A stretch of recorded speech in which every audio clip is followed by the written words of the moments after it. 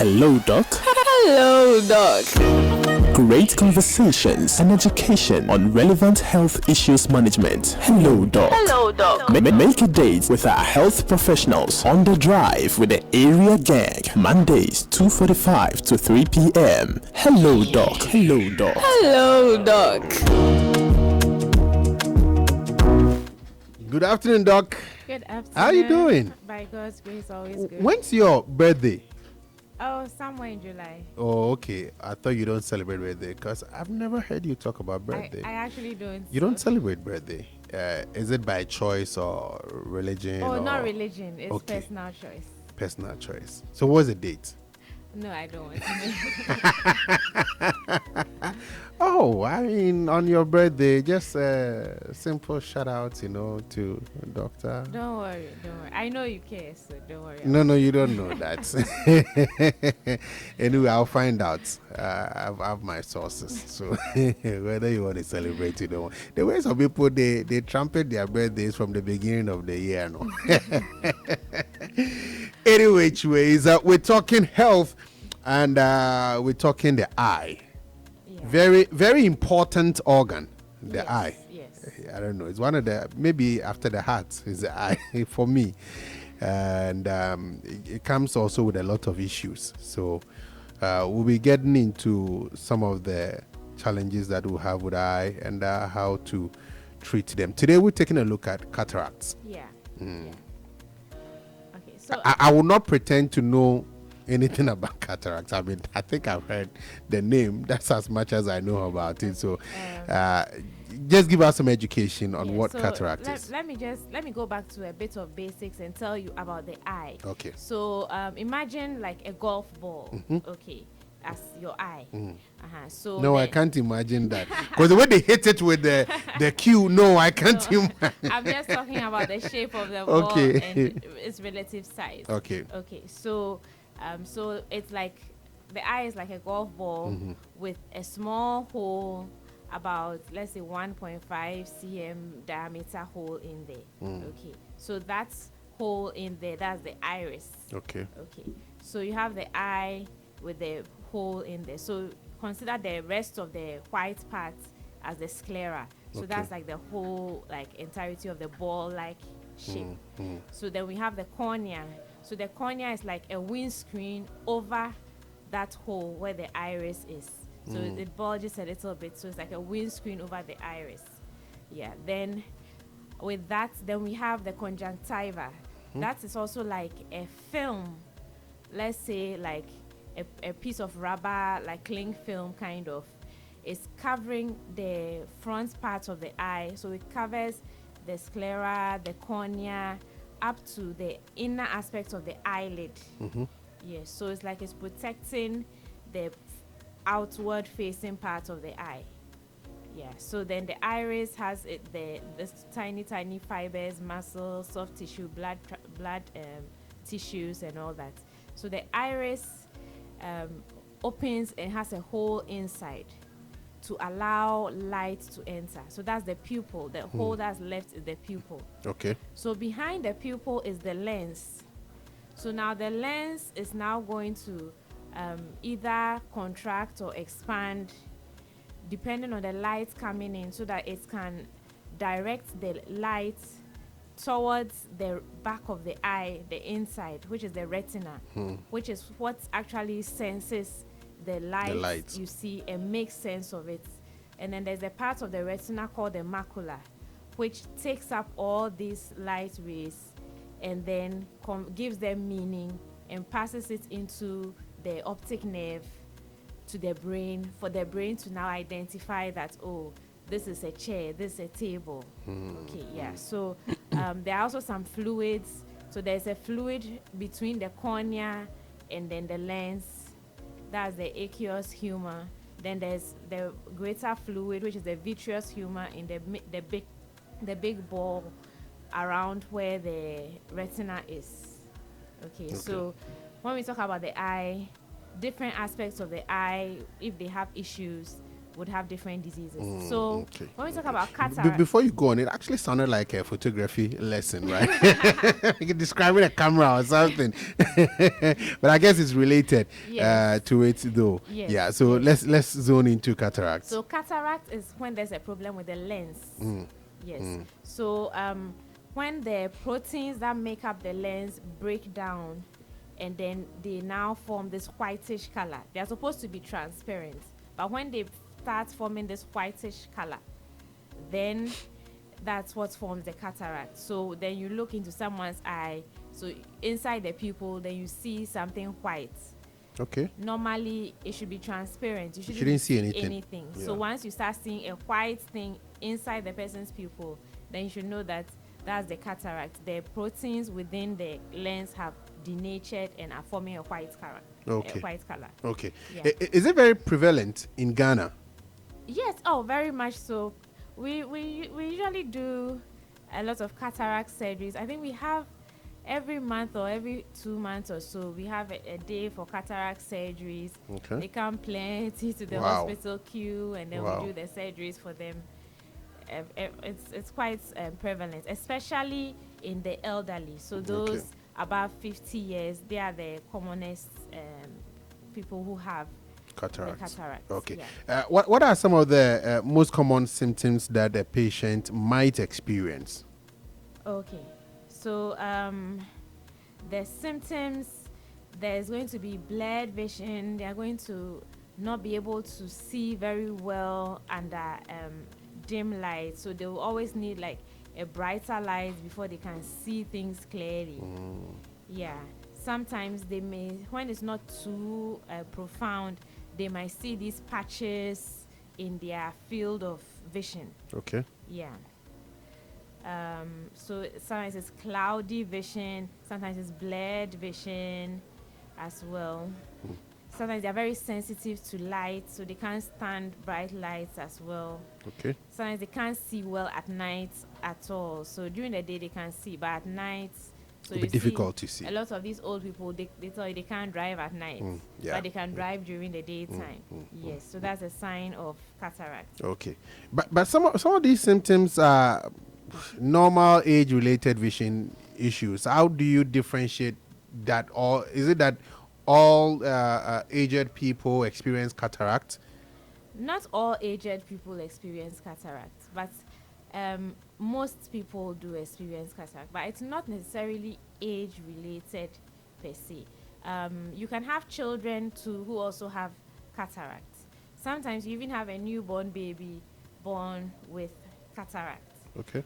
But it could also be a cancer. So a lot of times if you have a newborn baby and the eye is looking white, it could be a sign of an eye cancer called retinoblastoma. So immediately you need to see the doctor. But it does happen sometimes to children as well, having cataract. And also people who have had traumatic injuries to the eye can also develop cataract. Okay. Okay. Yeah. What are some of the causes? What causes cataract? Okay, so there are environmental factors that can cause cataract. So that's air pollution, people who smoke a lot, as usual, smoking. I will always say if somebody wants to stop smoking, they have to listen to this program every Monday. They have to, because like the smoking is related to a lot of bad things that will not even cross your mind. So many diseases, yes. Okay. And then taking a lot of alcohol too can also lead to cataract. If you work a lot with chemicals, pesticides, and you probably don't use the proper eyewear, that can also cause trauma to the eye, lead to cataract. Exposure to a lot of sun, UV sun rays. So if you're always out in the sun, it's best to have some shades, some sunglasses to be able to dim down the light entering your eye. Yeah, so those are the environmental factors. Okay. Then the medical factors, diabetes is highly associated with cataract as well as hypertension, but more so diabetes. So if you are diabetic, we usually say go to the optician or ophthalmologist or optometrist at least once a year for an eye checkup, so that they will be able to see if there are any changes going on in the eye. people who are also on steroid medication for diseases like rheumatoid arthritis or some autoimmune diseases that they need to take steroids continuously. Those medications can also lead to cataract. So they have to be careful with those as well. Anyone who has had any eye surgery, especially if you've had surgery for glaucoma, that could also lead to developing a cataract. And then the last one is genetics. So if there's a family history of cataracts in your family, maybe there's no diabetes or any other condition, but once there's a family history, you are also at risk of developing a cataract. Okay. Now let's look at the how the disease is itself diagnosed. How do you diagnose cataract? Okay, so once you have those symptoms, the blurred vision, you see those cloudy things in your eyes, you can't tolerate bright light, or you can't read if the light is very dim, sometimes double vision, you need to go and see an ophthalmologist or optometrist for an examination. They'll usually do a slit lamp test or a visual acuity test. That's the one that they put the letters ahead of you, close one eye, you say it, that kind of test. And then the slit lamp test, that one they actually come up close to your eye and then shine a light in and try to visualize the lens and see if they are seeing any particles or anything within the lens. So usually those are the tests that they use to diagnose the cataracts. Okay. How early can you detect cataract though? Oh, as early as you start seeing symptoms. Okay. Yeah. So as early as you start having the blurred vision and cloudy vision and all that, you should go and see the specialist for a checkup. Okay. Now let's look at the treatment options for cataract. What are the treatment options? Well, there's only one treatment option, which is surgery. Yes. So what they would do is they would have to open up the lens and then take out the denatured proteins, and then usually they replace it with an artificial lens. Sometimes even the lens can correct your short-sightedness and those kind of things. Yeah. So depending, they would have to do some tests to know what kind of lens they can use for you. But it's actually a very simple procedure. The way you are describing it, you say it's a simple procedure. Yes. If you go in there, you see the items that they use. Some very, very tiny needles. Yeah. But I'm just imagining something going. Yes, did it pierce my eye or something? You'll be sedated, so you won't be wide awake whilst they are doing it. You'll be sedated, and then so they just go beneath the cornea very carefully, get to the lens, and then they remove the denatured proteins that are there causing the obstruction, and they replace it with an artificial lens, and then you are done. Okay. It's quite simple. Within a few hours, you are done. It's just that the recovery time takes about 4 to 8 weeks. Okay. That's just so that the body can Adjust. heal, around the lens and then adjust to it. So you can't be doing any heavy work. You can't be jumping up and down and those kind of things. You have to keep your head still so that you give the chance for it to heal in a correct position. Okay. Are there any complications though associated with cataract? Yes. Once in a while, there may be some infections, or there may be what we call retinal detachments. So probably it can affect how the retina is, because the retina is attached all around to the back. Okay. So probably if they pull a little too much on the lens and all that, it hardly happens anyway, but it's still a risk that could happen. Okay. I want to know though, after treatment, is there the possibility that you can have the thing come back? No. That's it. No. They take out and they replace it with an artificial one. So the artificial one they put there does not denature. Okay. Yeah. That's good to know. We'll be wrapping up shortly, but before we do so, I would want to know if there are also any misconceptions or myths about cataract that we need to know about. Okay. Hopefully, we can dispel that. A few things. We've already mentioned that cataract is only in the elderly. It's not only in the elderly. It can occur even in children, in younger adults. Okay. So once you have the symptoms, you have to go and see a doctor. Let them examine you and be sure what exactly it is. It's not just old people. As I mentioned, the cataract can't come back again. Okay. Because we've removed that lens and we've replaced it with an artificial one which does not break down. Yeah. Some people think the cataract can spread from one eye to another. It does not spread from one eye to another. Okay. But if you have a disease, let's say like diabetes or some other thing that you are not stopping, maybe you are not stopping smoking and all those things, it can affect the other eye. Yes, but it's not because of the first eye. It's just because what is going on in your body, the metabolic processes going on in your body that led to the first one. The same that can lead to the second one also getting infected. Yes. Okay. So once in those cases, you have to make sure you monitor your sugars very well. You monitor your health conditions very well. And also you stop anything that might lead to the alcoholism and all that thing. You have to stop so that it doesn't go to the other eye. Yeah. They said eye drops can dissolve cataract. Eye drops don't dissolve. It doesn't dissolve cataract. Eye drops don't dissolve cataract. Eye drops, they don't even reach the lens. Oh, okay. As I mentioned, all the things that are covering to protect the eye. I don't know which point it will dissolve into the lens. Get all the way inside behind the iris into the lens. It's not true. Okay. Eye drops don't dissolve cataract. If you are dissolving, that means you are dissolving your cornea and everything. So you are rather causing more damage. I guess you wouldn't use eye drops as treatment either. Is that if you have cataract, could you be prescribed an eye drop, for instance? Not necessarily, depending on if there's something else associated. Maybe there's some inflammation or an infection. Okay. After the surgery, you may use the eye drops. Maybe for pain relief, they give you eye drops for that. Okay. But not to remove those denatured proteins within the lens. Okay. That one, you can't do that. All right. Yeah. People say they have natural remedies to solve cataract. I have never seen of any remedies that have worked. No herbal concoction.